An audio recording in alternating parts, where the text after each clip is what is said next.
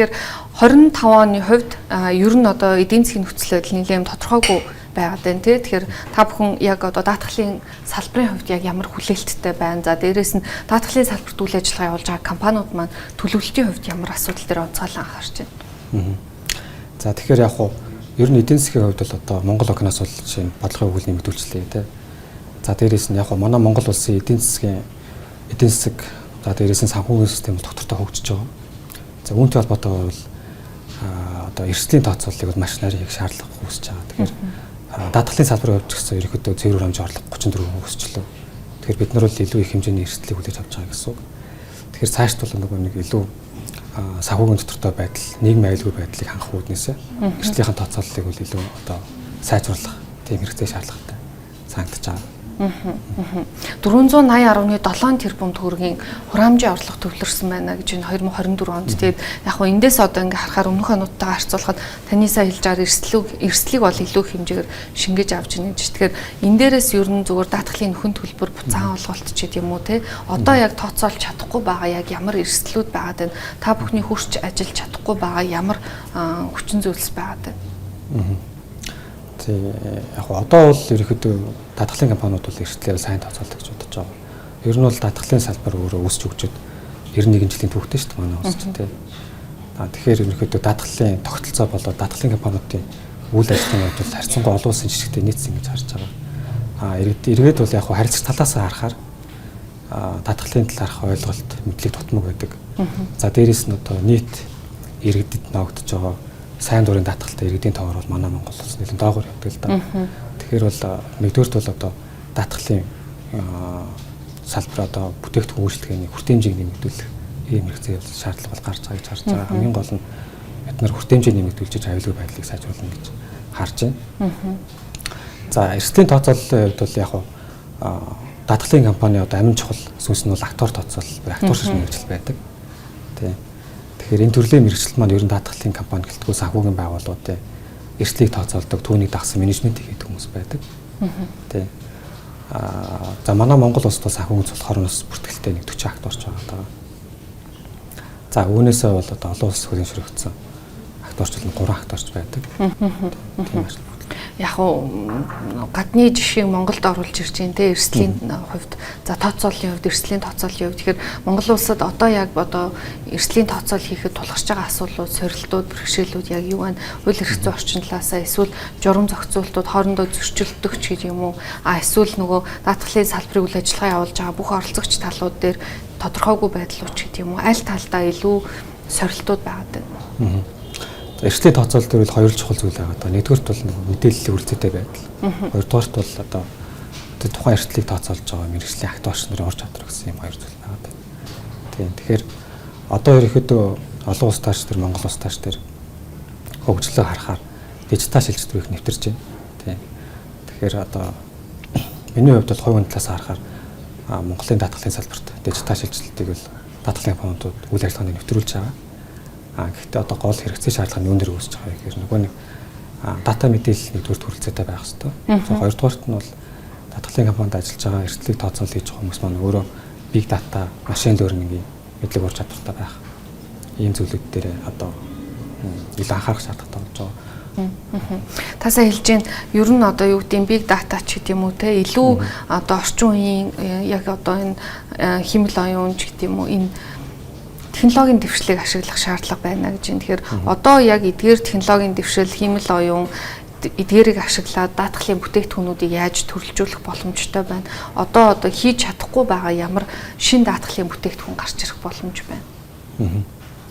За нэгдүгээр яг бүтээгдэхүүн үйлчлэгээнээс бүтээгдэхүүний хувьд бол харьцангуй бид нар бол ердийн даатгалын компаниуд бол 17 хэлбэрийн хувьд сайн үйл ажиллагаа үзүүлж байгаа гэж бодож байгаа.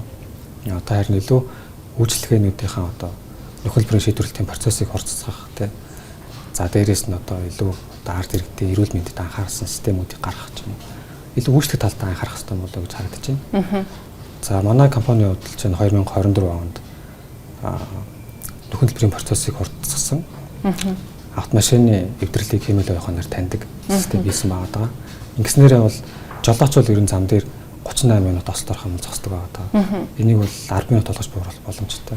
Ингээд ирэхээр бол нэгдүгээрт жолооч маш богино хугацаанд өөрийнхөө автомашины ослыг хэмэл оюухан суурилсан системээр гар утсаараа үнэлээд үнэлгээнийхээ тайлан даатгалын компаниар явуулаад шийдвэрлэж. Тэгэхээр нэгдүгээрт бол бүтээгдэхүүн одоо үйлчлэгээний түвшинд бол ингэж дэвшил авчирч байгаа гэсэн.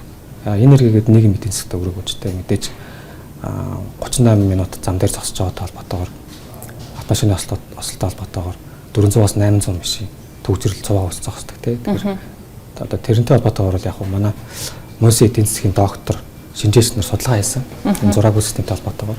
Энэ нь бол эргээд одоо төвчрлийг 34% бууруулах боломжтой байна гэж судалгааны үр дүн гарсан байгаа. Тийм. За хоёрдугаарт нь бол одоо даатгалын байгууллага бол өөрөө олон улстай нийгмийн аюулгүй байдлын систем гэж ярьдаг. Тийм. Тэгэхээр нийгмийн аюулгүй байдлын системийн хүрээнд одоо бид бол хэмэл оюуханд суурилсан эрүүл мэндийн амин үзүүлэлтүүдийг үнэлдэг. Ийм системийг бас одоо энэ оны хагасчлал дээр нэвтрүүлэхээр ажиллаж байгаа. За ингэснээр ямар одоо ашиг бүгдэлтэй вэ гэхээр нэгдүгээрт одоо эрүүл мэндийн бүтээгдэхүүн үйлчлэх юм илүү хүн төвтэй болно гэсэн үг. Хүндээ чиглэсэн. Яг хүндээ чиглэсэн одоо хүндээ тохирсон даатгалын үйлчлэгийг санал болгох. За эргээд одоо эрүүл мэндийн амин үзүүлэлтүүдээс нь хамаарат эрүүл мэндийг нь одоо хянж эмчийн зөвлөгөөнүүд өгөх. Эрүүл мэндийн болон эрсдлийн зөвлөгөө өгөх. Ийм боломжтой болж байгаа. Яг ингээ олон улсын зах зээл дээр гарч байгаа мэдээнүүдийг харахаар хэмэл оюун ухааны чадамжийг бол одоо ямар нэгэн байдлаар бүрэн гүйцэд өгнөх тодорхойлох боломж бол байхгүй байгаа. Гэхдээ алдааны магадлал нь ч гэдэм үү. За жишээ нь одоо тухайн уул уурхай ажилчин эмчэд үзүүлсэндээ харьцуулахад хэдэн хувийн одоо зөрүүтэй байх магадлалтай байна. Бидэд бол дотооддоо нэлээдгүй туршилтыг хийгээд явж байгаа. За энэ дээр ингээд харах юм бол ер нь ажилчдын ч юм уу хүмүүсийн эрүүл мэндийн амин үзүүлэлтийг нь үнэлээд давхар одоо ингээд хажуудаа эмч суулгачаад эмчээр бас үзүүлж явж байгаа. Инхээр ерөнхийдөө бол одоо нэг 95% итгэх түвшинд үзүүлэлтүүд нь таарч байгаа гэсэн. Тэгэхээр яг нэг тодорхой хэмжээний савлгаа байгаа. Гэхдээ 95% итгэх түвшинд бол үнэн зөв гаргаж ирж байгаа гэж ойлгож байна. Энэ эрсдлийг ямар хувиар хаах боломжтой? Эрсдлийг хаанахаас илүүтэйгээр бол яг бид нар илүү эрсдэлтэй зүйлүүд дээр нь одоо тохирсон хамгаалтыг өгж бүтээгдэхүүн үйлчлэгийг үзүүлэх боломжтой болж байгаа гэсэн. Даатгалын салбарын хувьд зах зээл дээр хөрөнгөний зах зээл дээр IPO гаргах ч гэдэм үү санхүүжилт татах дараагийн түвшинд орох те хөрөнгөө илүү эргэлдүүлэх одоо энэ хураамжийн орлогоо илүү эргэлдүүлэх тийм боломжийн хувьд та бүхэн юу гэж харж байгаа? Ер нь санхүүгийн зах зээл дээр одоо оролцогч талуудтай ижил түвшинд хөгжих боломжийг яг яаж тодорхойлж байгаа бол? За санхүүгийн зах зээлийн 3 толгуур бол угаасаа л банк хөрөнгөний зах зээл даатгал байгаа тийм. Тэгэхээр хөрөнгөний зах зээл мань ч гэсэн өөрөө хөгжихдээ даатгалын салбар хөгжих ёстой. Даатгалын салбар 2024 оны статистикаар бол нийтдээ 330 тэрбум төгрөгийн одоо мөнгө хөрөнгөний нөөц сантай. За тэгээ нөөц сангаа бол мэдээж хөрөнгө оруулалт байршуулад явж байгаа гэсэн. Тэгэхээр нэгдүгээрт бол бид нар дотоод даатгалын компаниуд өөрсдийнхөө capacity-г сайжруулж том хэмжээний эрсдлүүдийг авах боломжтой цаашдаа харагдаж байгаа. За дээрээс нь бид нар ер нь олон улсын түвшинд үйл ажиллагаа явуулж чадж байгаа учраас хүртээмжийг илүү цаашдаа нэмэгдүүлэх хандлагатай. Тэгэхээр ер нь ард иргэдийн хүртээмжийг нэмэгдүүлж ийж за даатгалын компани өөрөө хүчин чадлаа сайжруулж одоо мөнгө хөрөнгөний нөөц сангаа ихсгэж эргээгээд энэ хөрөнгөний зах зээлтэй нөлөөлнө. Эргээр нөлөөлөл үзүүлнэ л гэж харж байгаа.